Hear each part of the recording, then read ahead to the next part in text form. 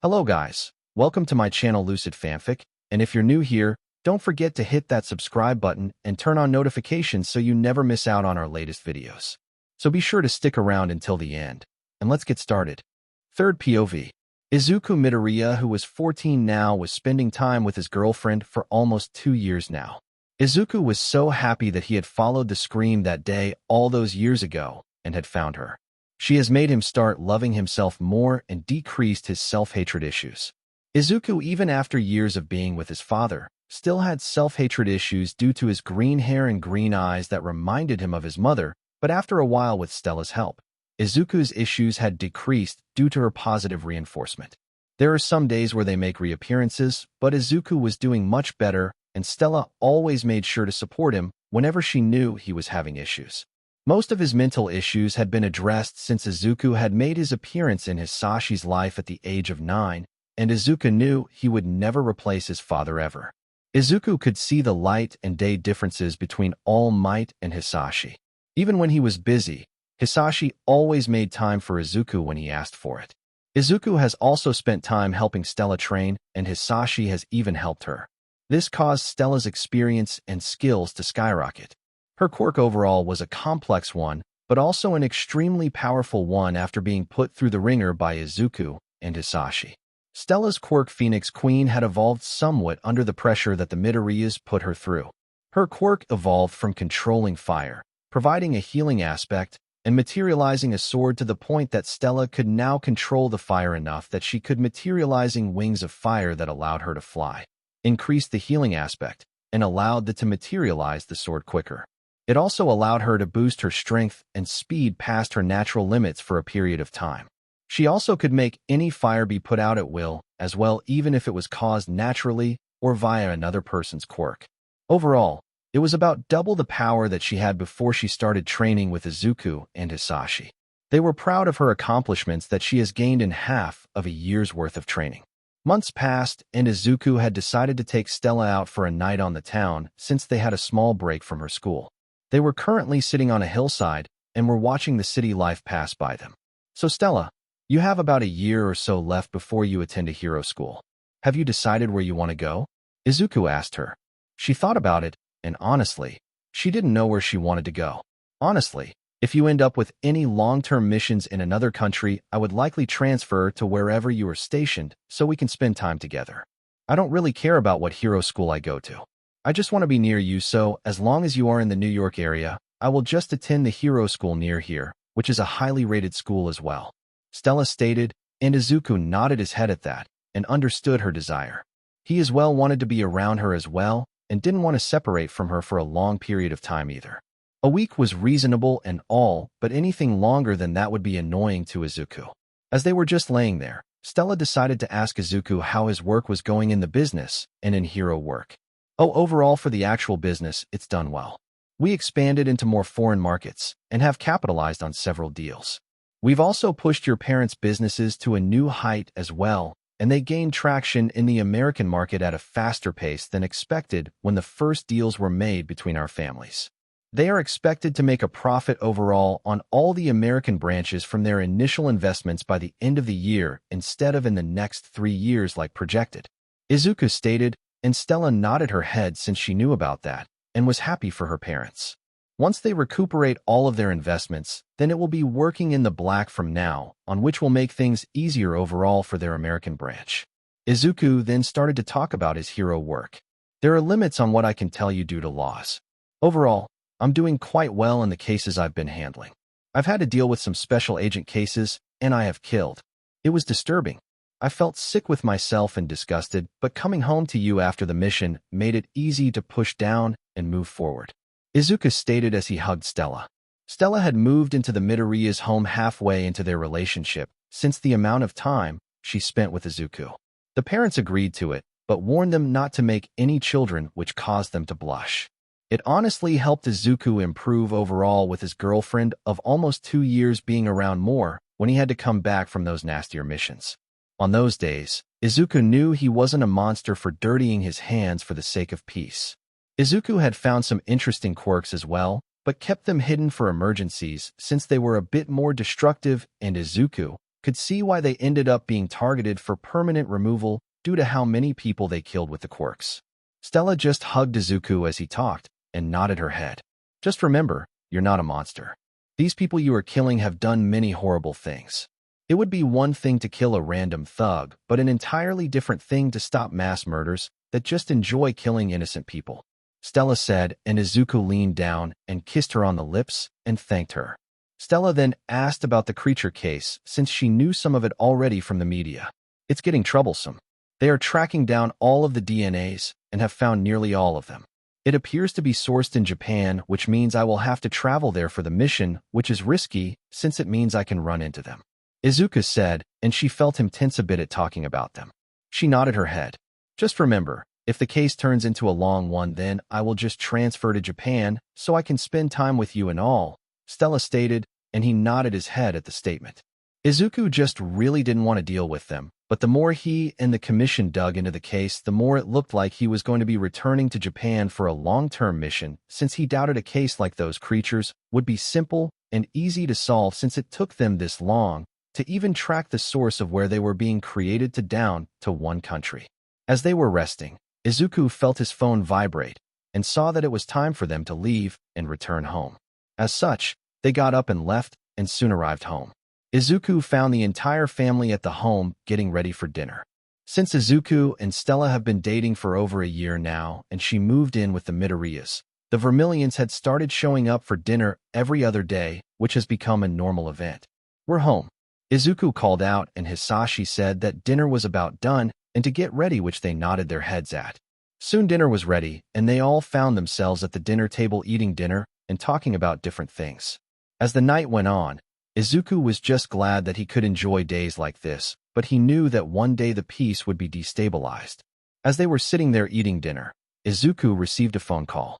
It was from the president of the Hero Commission. Izuku looked at his father, who nodded his head, and Izuku just answered the phone there at the table. Hello, sir. I'm having a feeling that I'm not going to enjoy the reason you are calling, am I? Izuku said, feeling some dread when he saw the name on his caller ID when it ranged. You would be correct, Hunter. We've gathered everything we could really gather from the creature you captured about a year ago. We haven't received any more attacks from creatures like it, but the issue still stands that it's a threat that needs to be dealt with. As such, I'm calling you to issue you a special agent mission in conjecture with the United Nations, since we've brought them into the loop about this mission and they are concerned about it as well.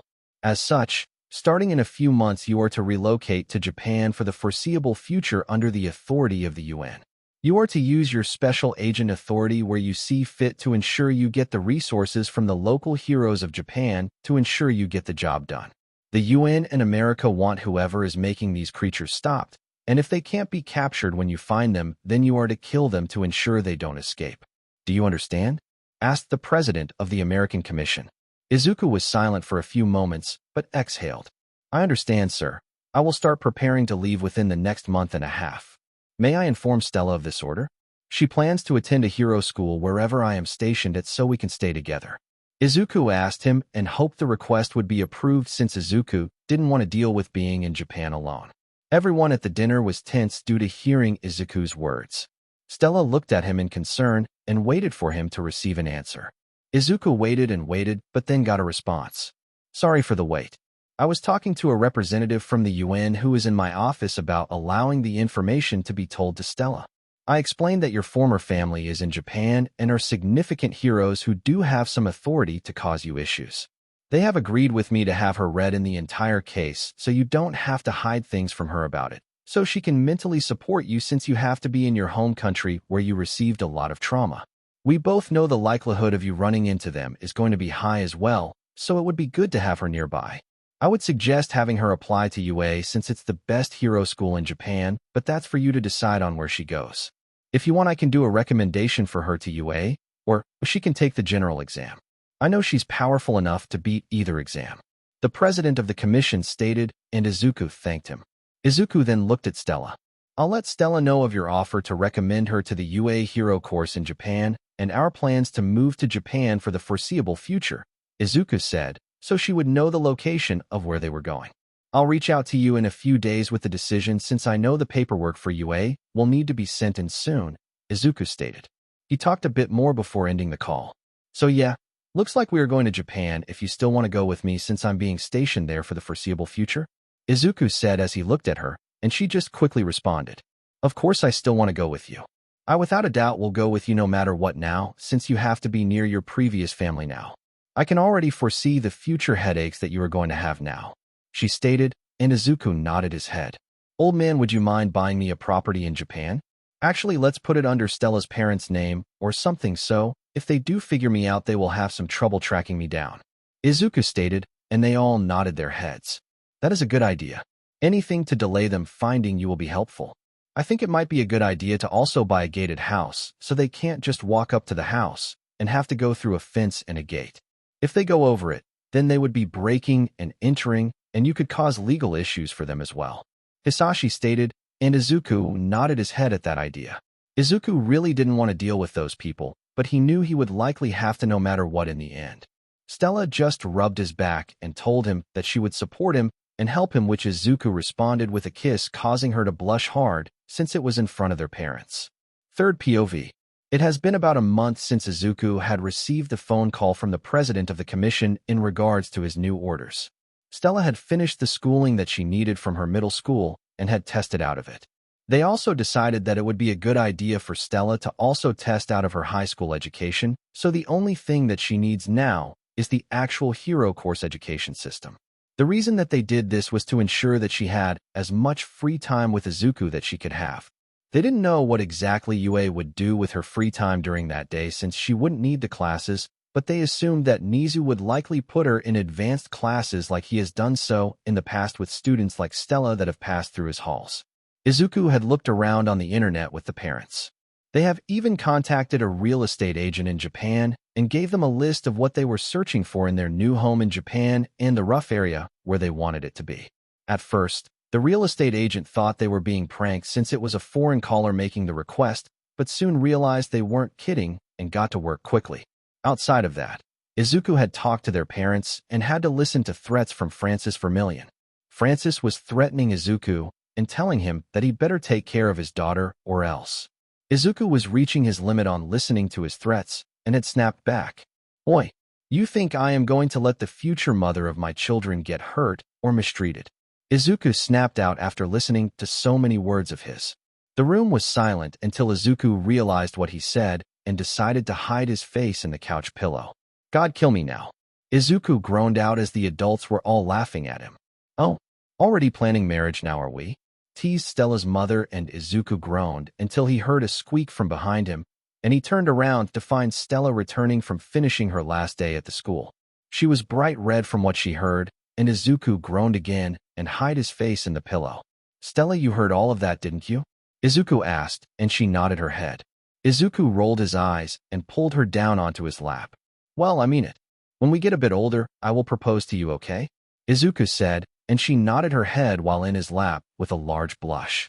Izuku was also flushed red as well since he had said that in front of their parents. Stella's mother just said she approved of it, while Francis rolled his eyes and grumbled out approval. Hisashi was just laughing at his son the entire time, which earned a glare from Izuku. As they all calmed down, Izuku looked at the message on his phone that he received. Seth got back with me. The paperwork for the new home in Japan was finalized. It's been put under the Vermillion's name. It's a home on the coastline of the Shizuoka Prefecture. It's about 30 minutes away from the school via train and 10 or so away via car. I've had Seth arrange for a car to be sent to Japan for me to drive since my special agent license grants me the right to drive even though the law says I can't. So when I can, I will. Always take Stella to school myself so she doesn't have to take the train, or we can arrange for a driver from one of our local branches to drive her to and from school, Izuku stated, and everyone nodded their heads. They all just enjoyed their time before the children would leave in the next couple of weeks. Time passed quickly, and the two of them were off from the United States to Japan. The trip was long, but being together made it seem short. As soon as the plane landed, a car was driven up to them. It was a blue Mercedes-Benz GLC that was nice and clean. Now you would think that Izuku would be riding in a sports car or something, but that wasn't honestly the Midoriya way. No, they were more about efficiency and the ability to meet their needs, which this car did. It provided enough room for them to drive in and transport things, but also was a top-class car for what they needed. Izuku opened the door and allowed Stella into the passenger side. She looked at him and asked him if he actually knew how to drive. Izuku chuckled at that question. Do remember, multiple quirks, my Crimsonheim. Dad transferred all of his driving knowledge to me, and then he helped me practice on a recreation of a Japanese road a few weeks ago. He went to great lengths to ensure I knew how to drive in Japan. Izuku stated, and Stella giggled at the lengths the two Midoriyas went to ensure Izuku was successful. God damn, the sounds of her giggles make me feel on cloud nine. Izuku thought as he finished loading everything into the car before starting to drive off. After about 40 minutes from driving from the airport, they soon arrived at their brand new home that Izuku had spent the time finding. I hope you enjoy our new home. I spent some time trying to find something that would give you a feeling of traditional Japan, but also still have the modern conveniences that you enjoy so much. Izuku stated as they came upon the home. Stella was amazed at the home that she saw as they drove past a gated fence area. If the Yagis or anyone else wanted to get to them, then they had to break into the property or use a quirk to illegally enter, since Izuku had paid someone to fence the entire property in before they arrived. They owed several acres of land around the home as well, so no one could use the excuse of accidentally crossing into their land, since it was all fenced at the property line. Izuku parked the car in the garage that was on the driveway that leads further to the main house building.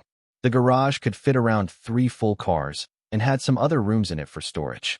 We have a living area further down the path, and then another one to our side closer to the shore, but we will be living in the main building that has the pool attached to it.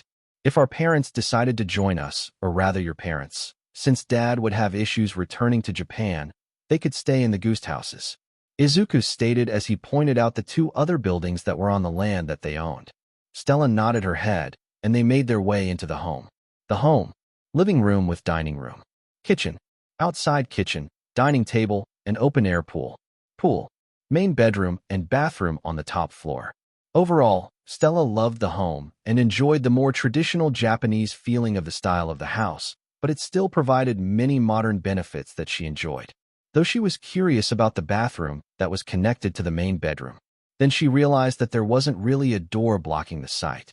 She turned to Izuku, who had a massive blush on his face. Sorry, just tell me whenever you are wanting to take a shower, and I will avoid our bedroom, Izuku said. And then she realized that they were both alone in a new home together with no one else. It was as if they were newlywed couples. This caused her to blush hard, and Izuku just rubbed her back since he had a good idea of what she was thinking about. Izuku did point out that the other bathrooms had a bit more privacy with them on the lower floors if she wanted to ever use those. He also pointed out that she didn't need to sleep in the same room either, even though they had been doing so for the past few months. She just shook her head and said it was fine, and that it was just embarrassing to realize everything, which he chuckled at. Soon they finished unpacking the things that they had brought and decided to go out to shop for clothing and some other things, since they only brought the bare minimum for the home from America. Izuku also set up for a delivery of food to be delivered by a local food service company. We have about 5 hours before the company arrives to deliver all the food I ordered to stock the home. So we can go now to get new clothing, or wait until tomorrow, since I don't know if you want to get out later after all the food is delivered. Izuku stated and asked her question, and she thought about it and decided she wanted to go out now so they didn't have to waste time tomorrow doing it. Izuku nodded his head at her, and after a handful of minutes they got in the car and drove off to the shopping mall. Soon they arrived at the mall and entered it. Izuku had decided to change his hair color to pure white while outside, and wore some black shades to help hide from others, since his younger self was still on some missing person papers that were hanging around. Stella had noticed them, but didn't comment about it since they were in public. Soon, they had gotten all of the things that they needed and had returned home. Ikki, I'm sure you saw the posters? Stella asked. Izuku nodded his head at Stella's statement. Indeed, I don't get why they have put more up. It's been years since I've left, and I have no plans to return to them. Anyway, if they ever find out who my father is, they will lose any desire of connecting to me anyway. I don't have any regrets about Dad being my father, since he was there for me and has given up his old self to take care of me unlike them.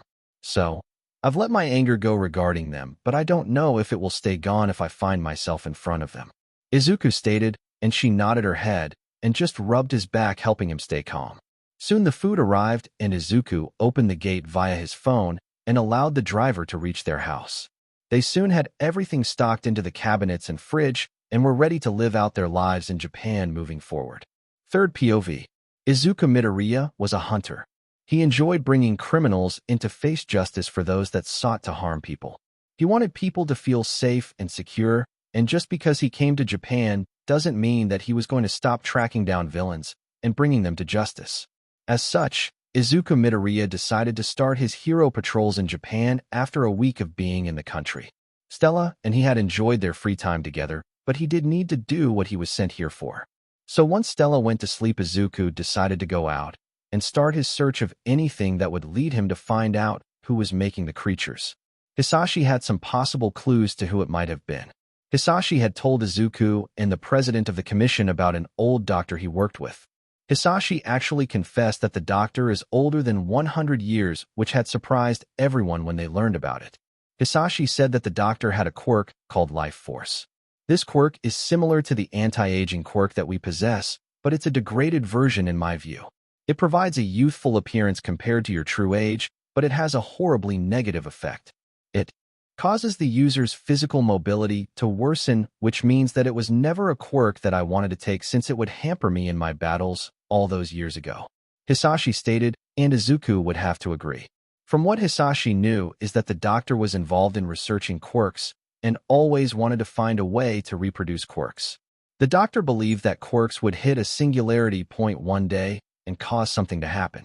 Even Hisashi believed in the singularity point, but he believed that the quirks would reset on the power level and become weaker before growing stronger again. He also believed the quirkless people were a default state of humans that were left in the event that quirks ever broke humans. This way the human race would survive if humans went too far. It's why he always respected the quirkless people due to this belief, since they might be the key to keeping humans alive. Hisashi didn't think that the doctor had made a breakthrough in duplicating quirks, but it appears that he may have found a way around it through a bastardized version of it.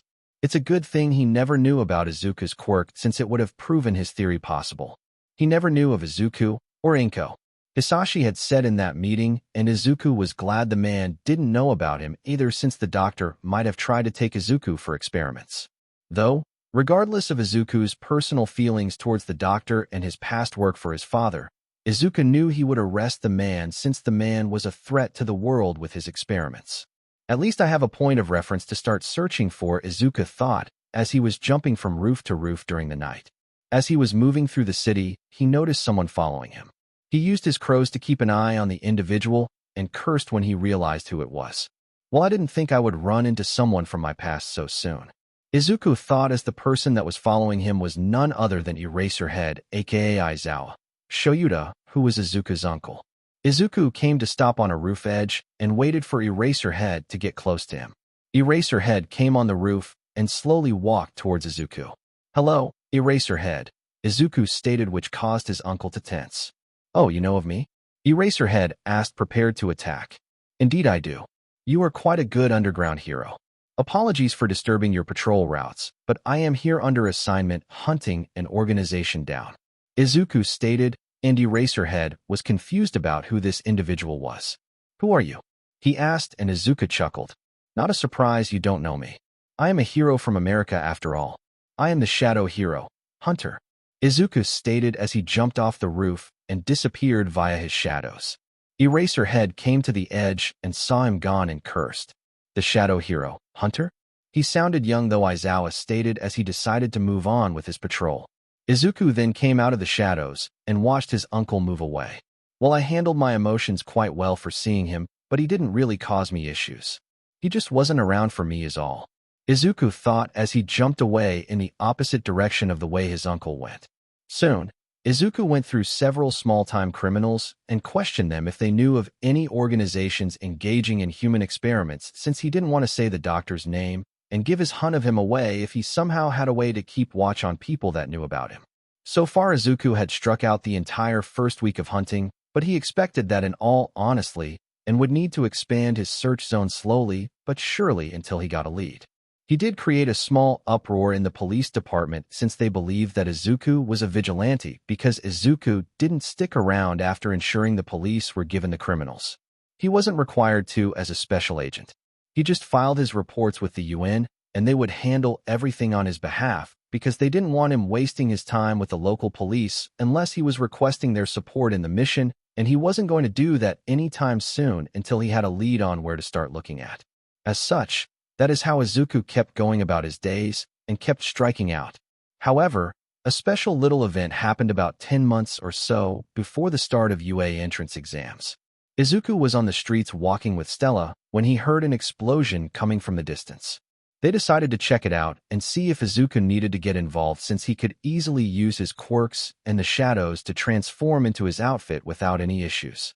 As they approached the area, they saw none other than one Bakugo Katsuki in the hands of a villain that was trying to kill him while using him to destroy some buildings around them. The heroes on site weren't really doing anything except for Backdraft, who was trying to keep the fires from spreading to more buildings and endangering people. The other heroes were just standing around doing really nothing, even though Izuku saw multiple ways for them to get the situation under control. Kamui Woods could have used his branches to get Bakugo after wetting them with Backdraft's help for a few seconds, and then pushed past the explosions from Bakugo to grab him. Mountain Lady could have leaned down and picked the villain up. Of course, she would get some damage from Bakugo's explosions, but it would put an end to the fight. Death Arms could have moved to the top of the buildings and looked for a chance to jump down and attack the villain. They could have thrown something into the villain's eyes, causing a gap in the attacks, since he would be blinded for a bit and couldn't attack or redirect Bakugo's arms to attack others. However, they were not doing any of that. Instead, they were just standing there letting the idiot die. Izuku could also see his half-sibling and Todoroki standing in the crowd shouting for Bakugo to hold on. Then Izuku heard it. One of the heroes said they needed to wait for someone with a better-suited quirk to come and help, and this just annoyed Izuku to no end. "Stella, I'm going to help even though it's them. If I turn an eye, then I'm no better than they are," Izuku stated as he stepped into a shadow, and she nodded her head as she sat at a table at a little cafe watching. Izuku quickly transformed into his hunter outfit and had a few of his crows in the air above the fight.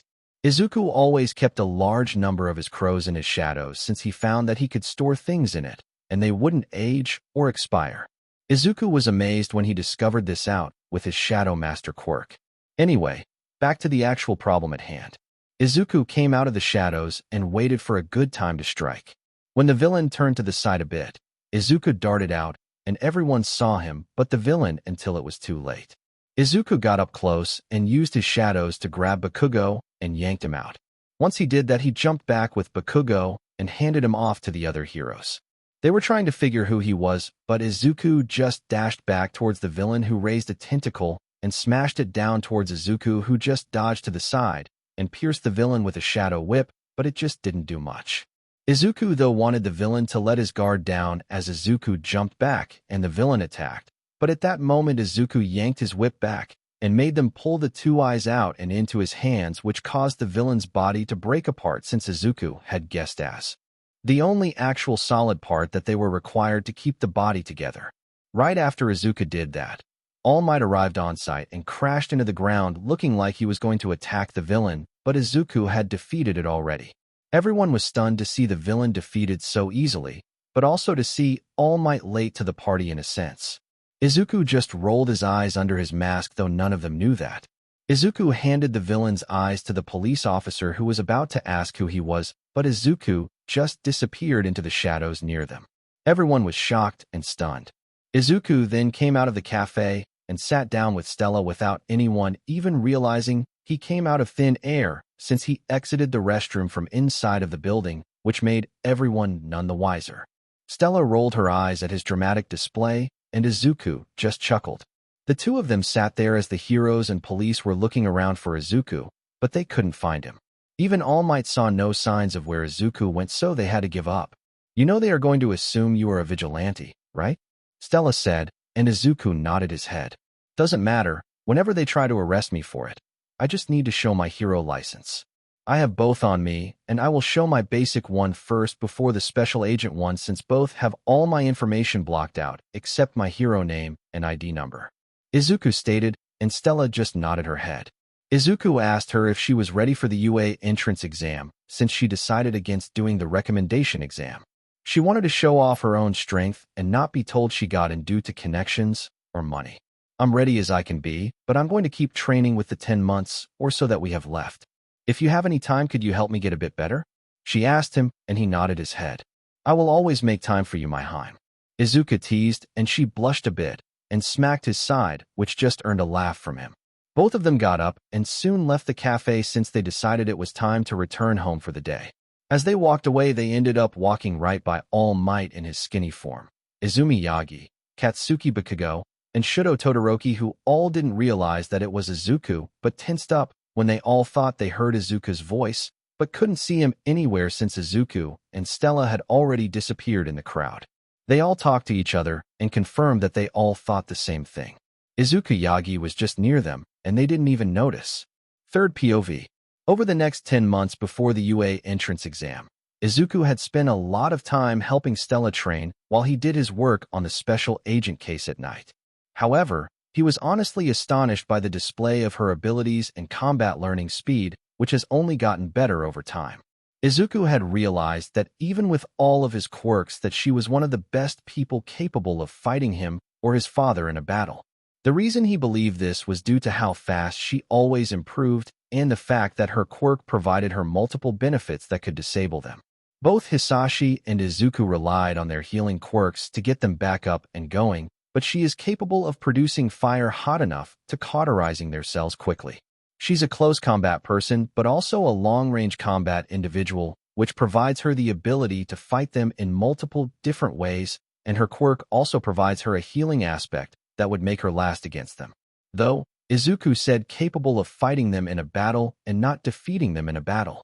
Izuku and Hisashi both have a large number of quirks that would allow them to get out of sticky situations as long as they didn't underestimate their opponents, and Hisashi had taught Izuku that again and again.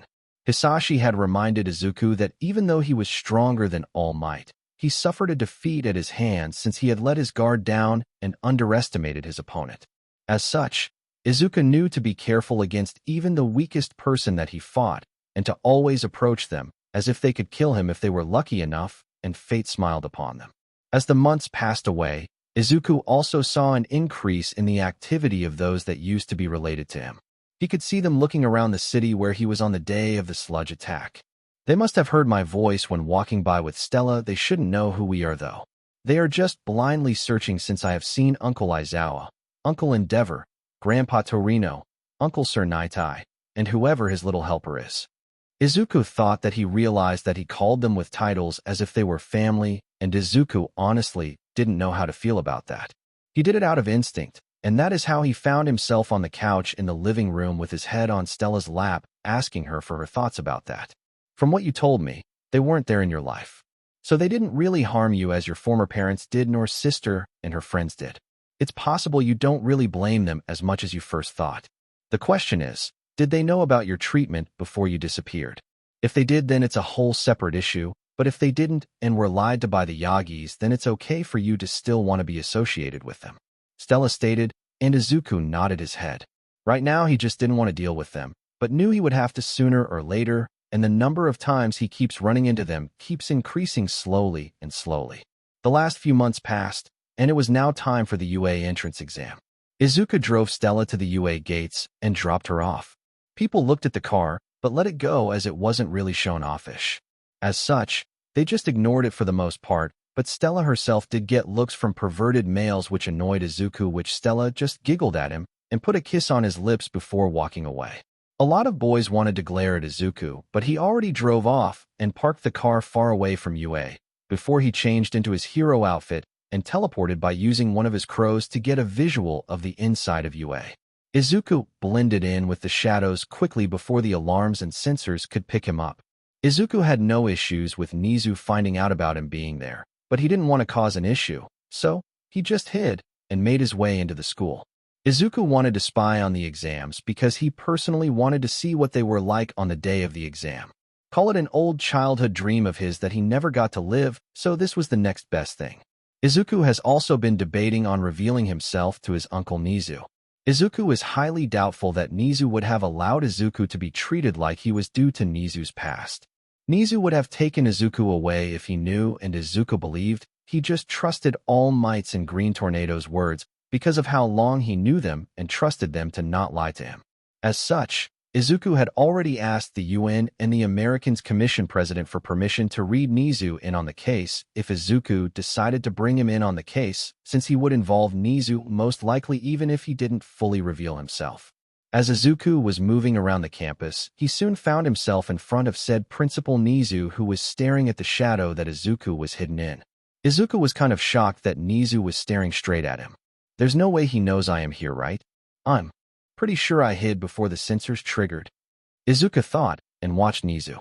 Nizu just walked up to the shadow and waved his paw and told the shadow Izuku was hiding and to follow him. Izuku did as he was asked since he had been found out. How did he find me? Izuku thought as he just followed Nizu.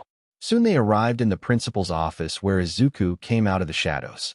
Well, hello Mr. Hunter, Nizu said, and Izuku bowed slightly and sat down without speaking since he was afraid he would give himself away in full since Nizu was smart. Now, I am wondering why an American hero is here in Japan. Eraserhead told me that he met you before then there was the event with the sludge villain. You keep under the radar and do your reports for your actions to some other entity.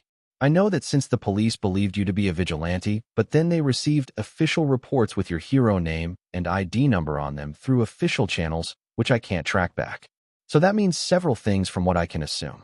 1. You're wanting to keep a low profile as best as you can, but you don't mind getting involved in other matters. And 2. You have some primary mission you're meant to complete here in Japan that warranted you to come here. Nizu stated, and Izuku nodded his head. Nizu observed Izuku and noticed how he never spoke in front of him. He's not mute since Aizawa said he spoke, so I must know him, and likely could figure out from his voice even if it's modulated via the voice changer. Nizu thought as he sat there. Interesting, would you mind telling me if the mission involves UA since I found you on my campus? I would like to prepare for any threats you might know about that would attack here, or if I have a mole, or something if you are hunting an individual down.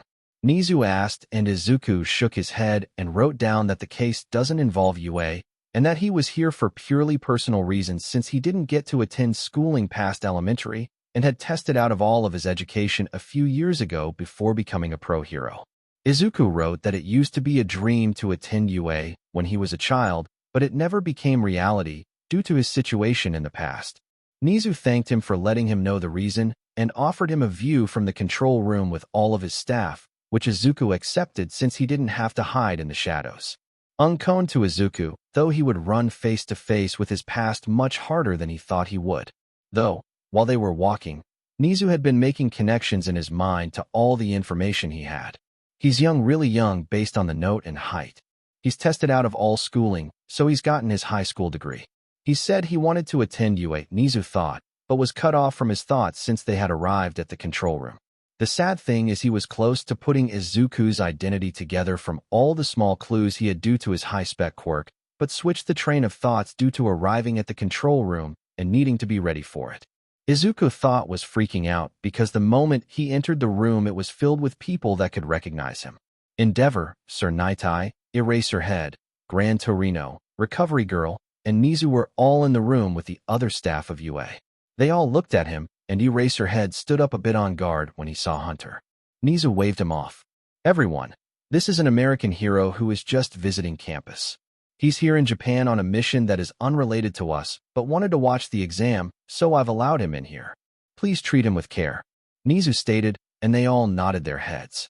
Some tried to talk to him, and Izuku wrote out responses that confused Aizawa, who questioned him about it. Hunter, the last time I ran into you, you were completely able to talk, so why aren't you now?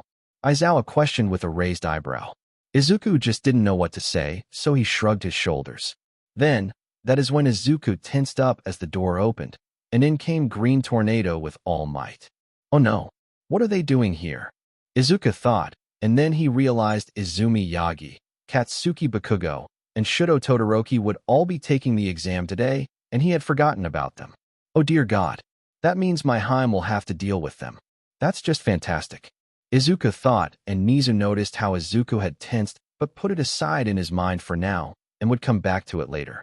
All Might greeted everyone and had powered down, not realizing Izuku was in the room since he just blended in with everyone. All Might, you idiot, we have a guest with us. Endeavor shouted out and pointed to where Izuku was sitting. All Might freaked out and didn't know what to do. Izuku, though, was enjoying the show. Take that, you idiot. I am so enjoying the sight of you freaking out. Izuku thought in his mind as Nizu called him. Izuku turned his attention to Nizu, who wore a serious expression. Hunter, may I ask a favor of you, and ask that you keep this quiet? Nizu asked, and Izuku wrote out that he would keep silent. They don't need to know about me already knowing it. Izuku thought since it would be a good thing to have it a favor from Nizu that he could cash in later on. Like helping me keep them off my back if they ever find out the truth of me. Izuku thought in his mind. Soon they all calmed down, and All Might tried to start up a conversation with Izuku, who just flat out ignored the hero and didn't even write out responses. Everyone noticed it, but didn't comment about it, and just kept watching the exam going on. The written exam had finished, and all of the students were in the auditorium listening to present Mike talk about the physical portion of the exam. One student got up and pointed at Izumi and told her to stop muttering. Oh God, I hate the fact that we share that. Izuku thought since he knew he got it from his father, and Izuku realized that he had passed it on to his half-sibling. Soon, they all went to their separate exam sites, and Stella wasn't with any of his past individuals, so Izuku was happy about that. The exam soon started, and Stella, being trained by the Midoriyas, knew to dash off right away as the gates opened. This led her to get about a full minute's worth of time being able to fight the robots before the others were told to go by Present Mike. There is no go in the hero world. He yelled out, and they all got running. Izuku just chuckled in his mind at all of them. About half of the time had passed, and Stella was topping the charts in points. She's even received a few rescue points from destroying a robot that was about to attack another person from behind. The people from Izuku's past sadly were doing good and would end up passing. They were all high-ranked, but Stella had far more points due to her abilities. Then Eraserhead spoke up. I want the girl called Stella Vermilion. Overall, she's amazing, and if she ever loses control of that powerful quirk for some reason, then I can stop it easier than Vlad could. Overall, I doubt she needs quirk training, but heavier focused on quirkless combat, since she seems to be far more quirk-reliant. And then she needs the training in the other aspects of being a hero as well. Aizawa stated, and Nizu agreed with him before Vlad King could say anything. Soon, the zero-pointers were all out and about when Power Loader spoke up about one robot going haywire in Zone Number 3, which was where Izumi was located at. Everyone looked at the screen to see Izumi trapped by a boulder that had pinned her leg and likely broke her ankle, which meant she couldn't escape. Even with her quirk being telekinesis like Inko Yagi's, it wouldn't do Izumi any good since she was clearly exhausted from the exam. There was also another girl there as well trapped. Izuku wondered why she didn't use one for all to get herself out since she should have been training since young to receive it.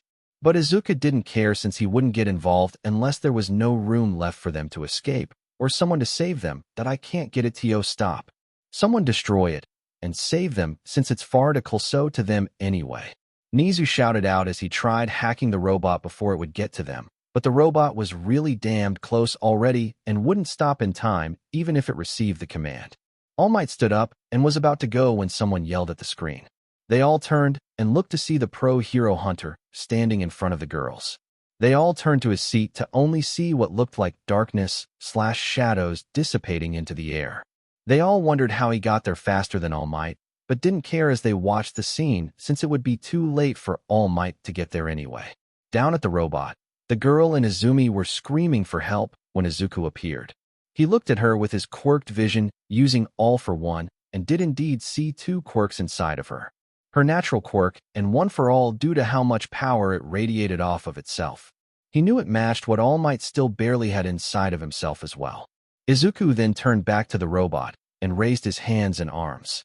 Everyone watched as he pushed his hands together into ball and ripped them away from each other, and seconds later the robot broke apart as spikes of black material, which were shadows, all pierced out of the zero-pointer robot. Izuku had manipulated the shadows inside of the empty spaces inside of the robot and had broken it apart from inside out. This caused it to fall to the sides where no one was standing at. Everyone was stunned at how easily he destroyed the robot, but then got knocked out of their shock when Present Mick's voice ranged out calling the time. Izuku turned to the girls and waved his hands as shadows gathered around and lifted the rubble off of them, freeing them. The one girl got up and thanked Izuku as Izumi tried to stand but fell down. Izuku just used his shadows to catch her in annoyance. Why am I helping her more than needed? Oh wait. Because I am a hero, and God I hate her. Izuku thought as he carried her via the shadows he was controlling and dropped her on the ground at Recovery Girl. Though drop would be too harsh since he lightly put her down even though he really wanted to drop her for real, but Recovery Girl would be pissed at him for doing that in front of her. Izuku then jumped back into the shadows and found himself back in the control room where he had come from. Everyone turned to him, and he shrugged his shoulders as if nothing happened. Izuku was sure he heard Aizawa and Sir Nightai whisper out a what the, but he ignored them. Izuku took a paper out and wrote something down. He wrote a message to Nizu that said he would likely bring him in on a case in the coming month or so since he might need help tracking a large threat down that he would rather get done sooner rather than later. Nizu nodded his head and said he would be waiting to hear from him about the potential case. Izuku waved and then left them all in the room. Okay, are we going to talk about how weird he is? President Mike stated as he sat in his chair. Some staff nodded their heads, but Nizu spoke up. I'm sure I know him from somewhere. It's the reason he didn't talk like Aizawa pointed out. Hunter was sure I would figure him out, and he's determined to keep his identity hidden for some reason. It might be a part of his mission requirements. Anyway, I know he's the same age as our incoming freshman, Nizu stated, and everyone was in shock. Sir, are you sure? All Might asked, even though he and Inko weren't really popular with the staff due to their issues regarding their missing son that they all knew about. I'm sure. I've gotten some clues from a talk I had with him in my office. He wrote out that the case doesn't involve UA and that he was here for purely personal reasons since he didn't get to attend schooling past elementary and had tested out of all of his education a few years ago before becoming a pro hero. Hunter wrote that it used to be a dream to attend UA when he was a child, but it never became reality due to his situation in past. Then we have the fact that he doesn't speak in front of me, which means I can identify him. He's really young, but I wonder who. Hunter is. Aizawa, you've run into him before at night, since he seems to operate mostly at night. Keep an eye out on him. I might end up in a battle with America over Hunter. I have multiple theories, and it's possible he's in a safe situation, but I just want to be careful. If he ever asks any of you for help on something, please accept his request. If you can, since I want him to trust us, and reach out to us if he needs help. Nizu stated while he was still trying to figure who Hunter was. He indeed had multiple theories, and one of them was that Hunter was Izuku Yagi. The reason he thought this was due to the fact that Izuku disappeared during elementary. Hunter said he never finished past elementary and had tested out. Hunter said he wanted to go to UA like Izuku did, and both had issues in their childhoods. Hunter was also likely the same age as Izuku Yagi, which meant there was a 40% chance in Nizu's mind with the current information that Hunter was Izuku Yagi, but there were many questions of how Izuku got to America and became a hero if it was indeed him. All of the Hunter's information is blocked by the American government. Only his hero name and ID number are available, which means they are wanting to keep his identity under wraps.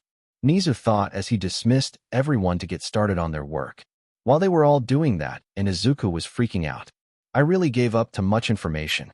Uncle Nizu likely has a lot of guesses of who I am, and likely has already figured me out.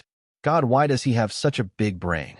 Izuku thought since he just prayed Nizu would keep silent on his identity for now, and just asked in private instead of sending a manhunt for him. Though outside of Izuku's freaking out, Izuku arrived in front of UA right as Stella walked out.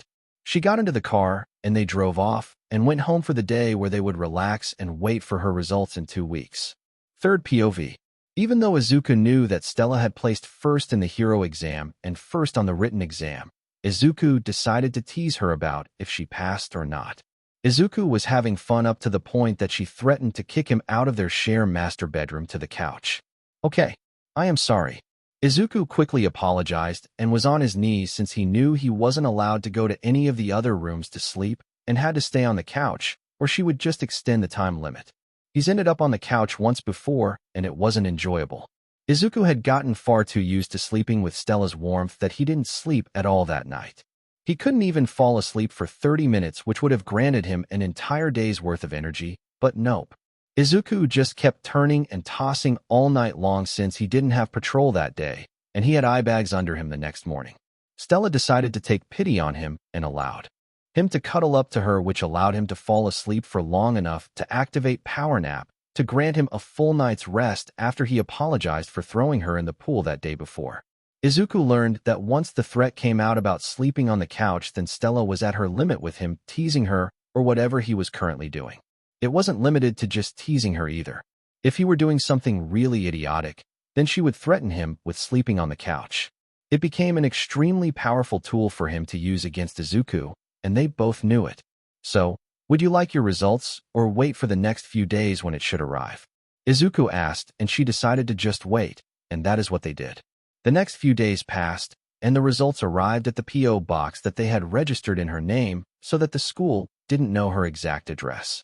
It would provide one more layer of protection from them, tracking them down if their connection got out. Izuku had stopped at it on the way home from an early morning patrol since he's noticed some decreases in villain activity, and he decided to look into it, but he didn't find any of them. It was as if all the villains were slowly disappearing. Izuku placed the results on the table and had made breakfast for his Hime and woke her up once it was done.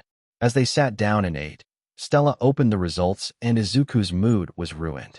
"I am here to deliver the results," yelled out All Might as he was on the screen. "Hello, young Vermilion. I am here to congratulate you on passing the written exam with 96%, which is the highest result in UA history," stated All Might, and Izuku kissed her on the cheek.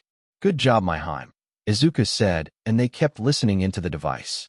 Outside of the written exam, we also have the results for the physical exam. Once again, you scored first place in the physical exam with 192 points, which means you are 10 points higher than my personal record. This also means that you are the class representative for the entire first year's class. All Might stated, and then it provided more information like she was in Class 1A. The projections soon stopped, and they talked about the results. Izuku warned her that the people from her past were attending that school as well since he saw their results, and the without a doubt passed. There was also the issue of All Might and Green Tornado teaching at the school moving forward. Izuku overall believed them working there would open the school to being targeted by villains that want to take shots at the hero's reputation, since attacking UA and All Might and not even succeeding would still be a hit to the hero's reputation. However, he wasn't going to reveal himself just to beach them out over the idea of All Might working there. "Stella, if something ever happens, then reach out to me via text. If there's any trip off the main building, then text me the location so I can check in on it with my crows, and if something happens I can come. I'm not really concerned about the main campus, but I just want to be safe, my Hime, because something doesn't feel right with the criminal activity recently," Izuku told her, and she agreed to alert him of any trips off campus. Soon, they just went about their day with some light training, and then relaxed since she would be starting school in about a month. Izuku asked Stella about her outfit that she would wear, and he was a bit annoyed about the skin being shown. If Izuku had his way, no skin would be showing, but he didn't want to be controlling, so he kept his mouth shut, and Stella could tell. "You want to comment, don't you?" Stella asked him, and he nodded his head. "I do, but I don't want to be controlling," Izuku said, and she said she wanted his comments, but he would need to accept whatever she decided in regards to it in the end. "I wish the chest was covered up a bit more. I could deal with the legs, but I just really wish the chest was covered up a bit more since I don't want other men looking," Izuku stated, and she giggled at him, and he pouted, but she said no skin would be showing. She showed the notes, and she would have a layer of material going over her body under the outfit. It would provide her some protection from the elements and some attacks. "It's also meant to be tear resistant in the event that everything else gets removed from me. So even though it looks like the skin is showing, you need to look at the hands compared to the legs and chest. It's two different colors, but slightly. It won't be directly showing any skin in the legs or chest area, and only the lower arms," Stella stated, and Izuku said he was completely happy with that since he didn't see the notes about that. Izuku did make a comment about killing any perverts that dared previous on his Hime, and she just fell over on the couch laughing at that, which earned Izuku just pulling her onto his chest into a cuddle. Soon the start of UA had arrived, and Stella got up and dressed in her uniform, which Izuku admitted that he found attractive. She just jabbed him playfully in the side at his comments, but he just smirked and lifted her chin slightly and kissed her. Izuku wasn't in his hero outfit or anything today. Instead, he was just in a business suit that made him look a lot like his father.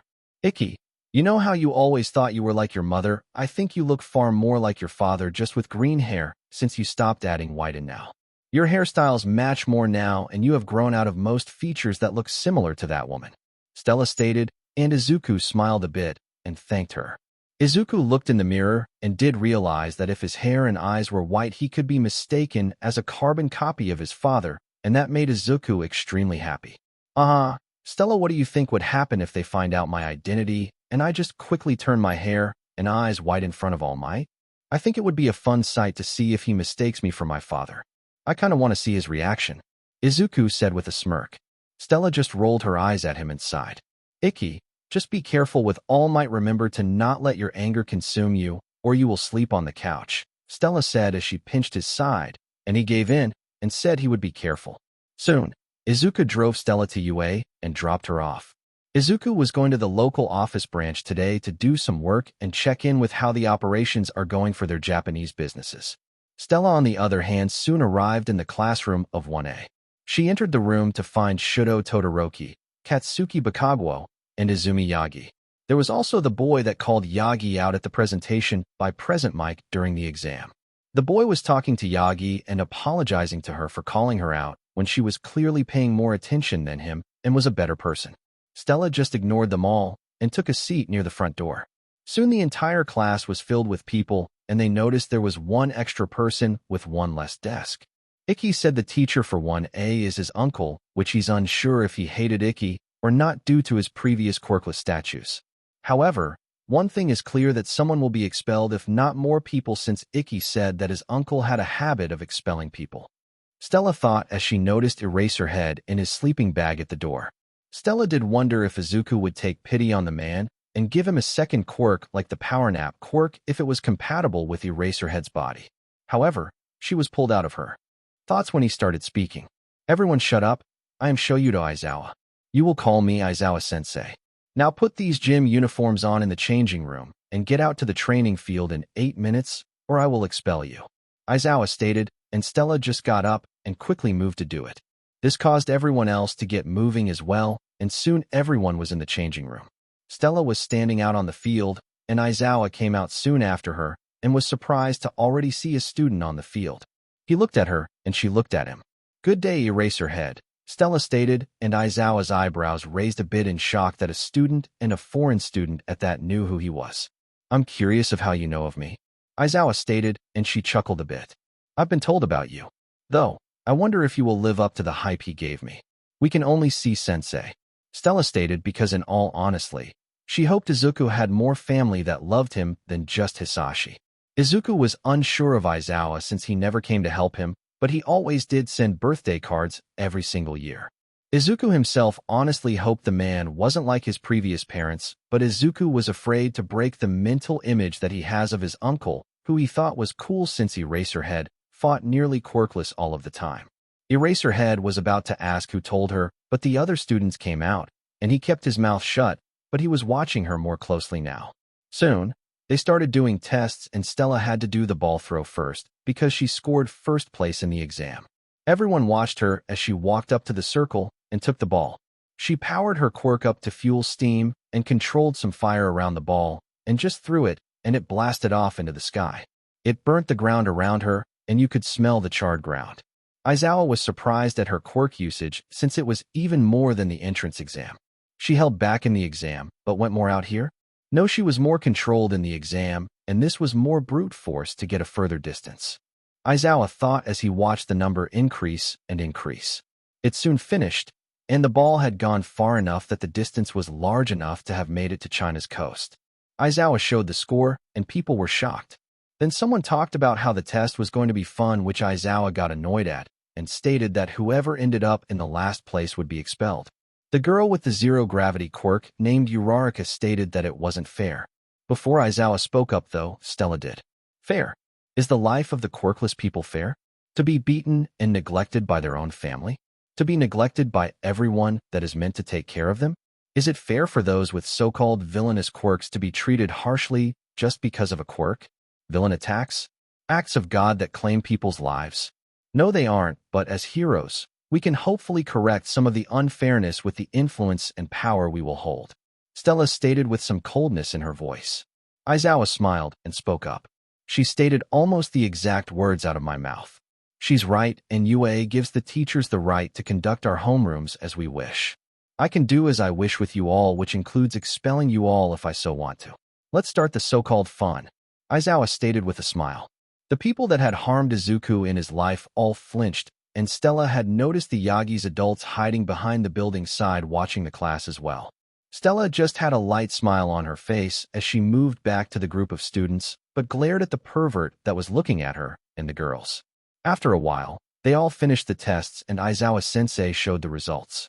Stella placed first with Todoroki second, Yaoyorozu in third, Yagi in fourth, Bakugo in fifth, and so forth. Mineta ended in 21st place. Aizawa-sensei looked at him and told him he was expelled. Mineta tried to scream and protest. I didn't even get to touch the girl's melons yet, Mineta stated as he tried to touch Stella, but she turned her quirk on burning him with first-degree burns. Ow! He yelled out as he felt a fabric wrap around him. Aizawa had grabbed him and was glaring at him. Congratulations, you are now under arrest for attempted assault, Aizawa said, and Stella had a smirk on his face. He told everyone else to go back to the classroom and introduce themselves to each other. That is how Stella found herself in front of everyone introducing herself. Hello, I am Vermilion Stella. I was born in France before moving to America with my parents for the family business that they expanded. I recently moved to Japan with my boyfriend who I've been with for several years because he had to do work here in Japan and we wanted to stick together. My quirk is called Phoenix Queen, Stella stated, and a lot of the girls wanted details about her boyfriend. She just shook her head and said it wasn't the right time to reveal those details. The girls just pouted and Stella sat down. Soon they were allowed to leave, and Stella noticed Aizawa was looking at her when she left. He likely has gotten suspicious based on my little speech from the tests and the fact that I said me and my boyfriend moved here for his work, which would match the pro hero hunter. I wonder, erase her head. Will you let Izuka down as they did? Stella thought as she left and got into Izuka's car right as he pulled up. Aizawa was watching in the distance, but had no way of seeing into the car due to the tiny-nighted windows. Third POV. Izuku Midoriya woke up in the morning to find his girlfriend missing from his chest. He looked at the clock and saw there were about 2 hours before it was time for her to go to school. He got up and decided to look for her. In the first place he looked was the bathroom, and he found her there standing completely naked, and he froze. It's not like they were awkward around each other or haven't done some adult activities, but they haven't been full-blown naked in front of each other or gone that far in adult activities. Neither of them has shown the desire of going to that stage, and they were just slowly moving forward and forward with their relationship as it naturally advanced without rushing it. So, here was Izuku Midoriya standing there with only his boxers on as he saw his girlfriend completely naked when she normally wore a nightgown to bed since she liked sleeping in them. Stella turned around since she finished drying her hair to find her boyfriend standing there almost naked, but then she realized she was completely naked since she got out of the shower. She quickly covered herself, and she was almost as red as her hair. This snapped Izuku out of his daze, and he turned around. Sorry, I came looking for you since I didn't find you asleep on my chest like normal. I'm sorry I didn't say anything. I was just in a daze at the sight of Izuku was stuttering now and had a large blush on his face until he felt Stella pressed up against his back, which made him freeze. It's you, so it's fine if you see me like this, but I'm not ready to go the full way right now since we are still a bit young, okay? She said with some stuttering, and Izuku quickly turned around and hugged her. He rubbed her back and kissed her forehead. It's okay. I'm willing to wait for centuries if it takes that long.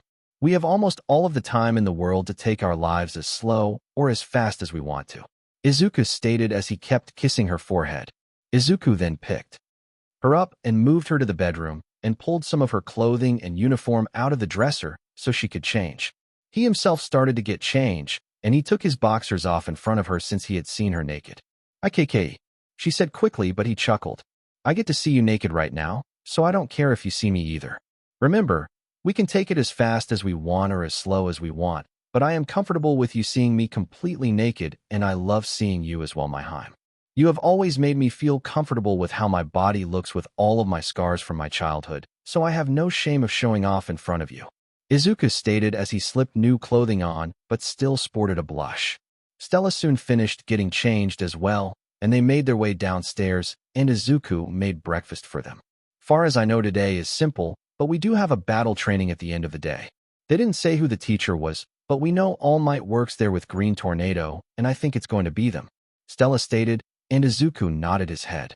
I'll keep a crow nearby like normal but kick there but my Heim, Izuku stated, and Stella just giggled, which made Izuku so happy hearing her giggle. God, I love it when I make you giggle," Izuku said, and she rolled her eyes. Soon it was time to go to school, and Izuku dropped her off before heading out to do some patrols since he's been noticing a dangerous trend of criminal activity dipping even more. Izuku was afraid of a large attack incoming and decided to warn the UN so they would send a warning to the Japan Hero Commission. Izuku stated that he believed UA would be hit likely due to All Might teaching there, and that it would damage the hero's reputation in Japan if the school got attacked while All Might worked there. The UN sent the warning to Japan's Hero Commission, but Izuku didn't know if the school received the warning or not, so he made sure to keep several crows near the school at all times. As Izuku was hunting down criminals and trying to find out what was going on, Stella was going through her day until it was time for the battle training. Stella was sitting in the classroom, and she made some friends with a few of the people in the class. She became friends with Jiro, Azui, and Ishido, who she found enjoyable to be around. They would all sit together during lunch and talk about things going on. Stella's even offered to help them with their homework since she was being assigned harder work that was on a level with some college-level work. Nizu had set it up so she would be earning college credits since he had a license to perform such class types. The homework would be given by the normal teachers, and he would grade it. If she had any questions, the teachers could help her since they all knew it as well, but a lot of it was self-study at her own pace. The more she finished, the sooner she earned individual college credits. The class was shocked to learn that she was doing that type of work, but accepted it since Stella said it has happened before in UA due to people testing out of the high school level work. As she was waiting with everyone else, she heard footsteps quickly coming, and then the door opened. In came All Might, who did some weird pose. Green Tornado came in as well, but Stella just rolled her eyes and held her tongue. Soon, the class was told to go to the training grounds and get changed into their hero outfits. She did just like that, and after about 10 minutes the entire class was standing in a control room for the same training ground that they took their entrance exam in. "You all look amazing in your hero outfits. Now let's start this training," All Might stated as he started to explain what they would be doing. Some people asked if they would be expelled like Aizawa-sensei does, or other random questions. Soon, they were split into teams randomly, and Stella saw that she was teamed up with Jiro, and they were facing Todoroki and Uraraka. Jiro and Stella started to make a plan as they watched the other teams fight.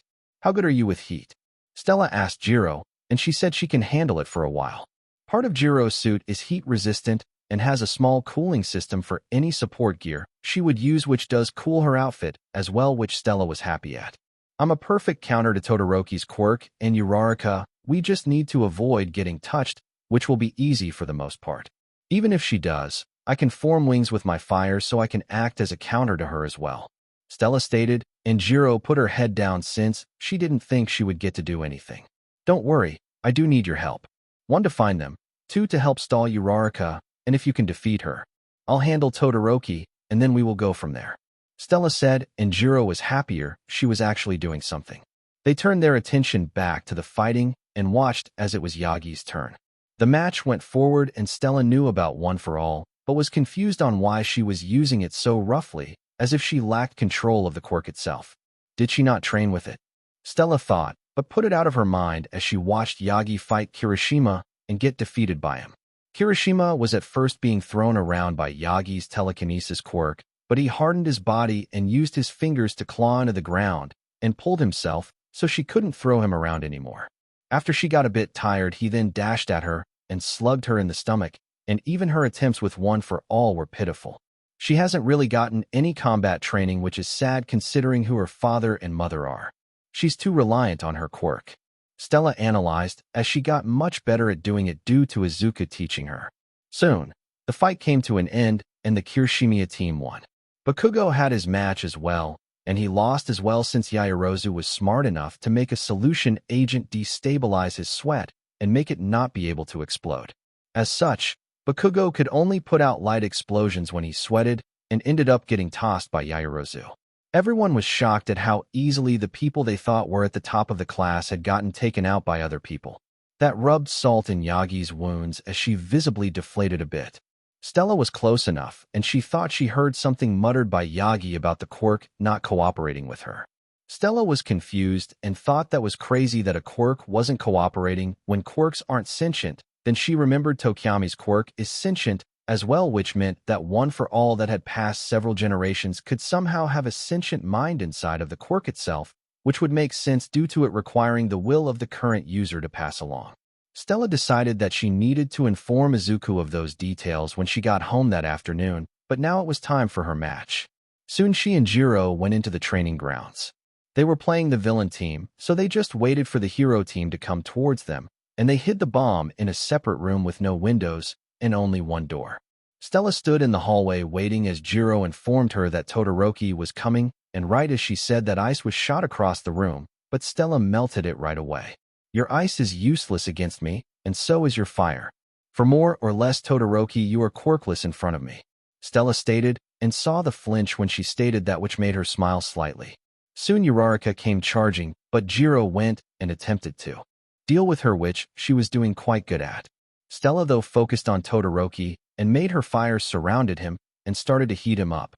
Todoroki kept his ice going, but it just kept melting, and Stella just took control of any fire that he put off.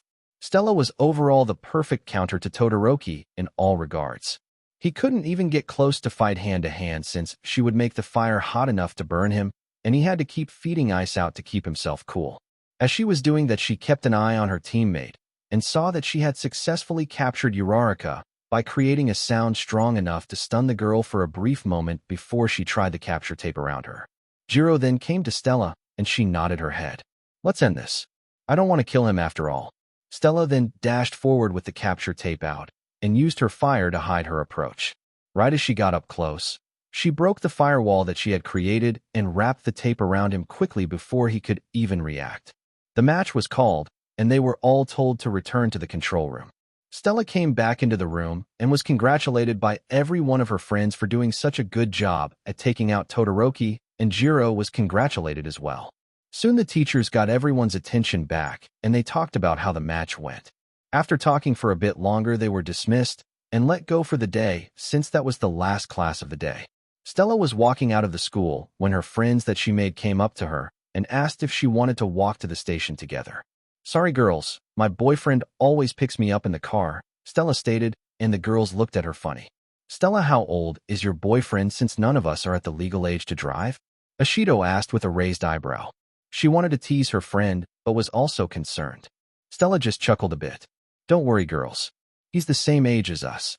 He has a special job that provides him certain legal protections and rights that allow him to drive, even though Japan's driving age is higher for cars than America, Stella stated, and they nodded their heads as they heard a car pull up in front of them and the window rolled down. Hello, my Heim. The male said in the car, and all of the girls looked at the individual and saw Stella's boyfriend, and they all felt he looked familiar and like they should know him, and honestly they should. Izuku, though, had changed his hair and eye colors to white like his father, so no one would directly match him to the missing posters. Imagine his hair and eyes being white. Hello, Ikki. These are the friends I've made in the past few days here at UA. Girls, this is my boyfriend Izuku Midoriya. We've been dating, as I said in class, for several years now, but we knew each other as friends for years before that as well, Stella stated as she introduced Izuku to them all and them to him. Izuku waved at them and greeted them all. Azui was blunt when she spoke. So Midoriya, what do you do for a living, since Stella said your work brought you two to Japan? Also call me Tsu, Azui asked, and Stella coughed at Azui's bluntness. Sorry, Tsu, but I legally can't tell you since you don't have the ability to know about it. Just know I work for the United States government doing work here in Japan currently, but Stella does know what I do since she was read into my job since she came with me per my request to my employers, Izuku stated, and the girls nodded their heads at his statement and accepted it since Stella did confirm that she knew about his job. Soon she got into the car, and they drove away, but what neither of them saw was Eraserhead, who was leaving the campus but was in shock when he saw the person in the car. He was trapped in his thoughts because he was sure he saw Izuku Yagi, but the hair and eye colors were completely different. Did he get a quirk to change it? Vermilion said Izuku Midoriya, so let's see if I can dig into that. But I think it might be good to inform Nizu though, since I don't want to scare him away if he is my nephew, Aizawa thought as he turned around and headed into the school building and went straight for Nizu's office. He soon arrived at Nizu's office and just walked straight in without even knocking, which shocked Nizu a bit. Nizu, I think I might have found him. I think I found Izuku, Aizawa stated, and Nizu choked on his tea Explain. Nizu stated, and Aizawa informed him of what he saw and heard about a so-called Izuku Midoriya. Nizu sat there and thought, and decided to inform Aizawa of his theories. I think the pro-hero hunter is Izuku. Also, if I remember correctly, the last name Midoriya is the same as the most powerful businessman in America. The thing is, how did they meet, and Izuku ends up like this? Aizawa just keeps an eye out on Stella, and this Izuku Midoriya. You might be right, and Izuku had someone change his eye and hair color. With the power and money that Hisashi Midoriya in America has, it would be easy for him to find someone with a quirk to do it. Nizu stated, and Aizawa nodded his head. They felt so much hope with the likelihood of them finding Izuku once again, but the question is, how big of a change has he gone under since he left and now returned? Nizu, though, was glad that Izuku seems to have gone down the path of being a hero, but the question is, how did he get a quirk? And Aizawa wanted to know that as well, but they would have to wait to get their answers for now. So, this was the end of part 4 of this series. Stay tuned for next part of this series, and if you like this video, don't forget to like, share, and subscribe to our channel. Until next time.